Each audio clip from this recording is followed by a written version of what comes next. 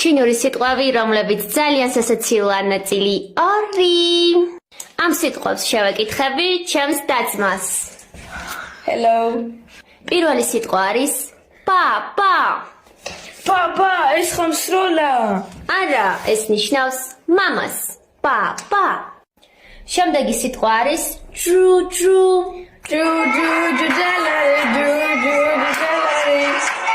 არა. ჯუჯუ. ღორი. კანჯენ. კანჭი, კაი კანჭის შევჭამდი. არა, ეს არის კანჯენ. დანახვა, ნახვა. ხეისა.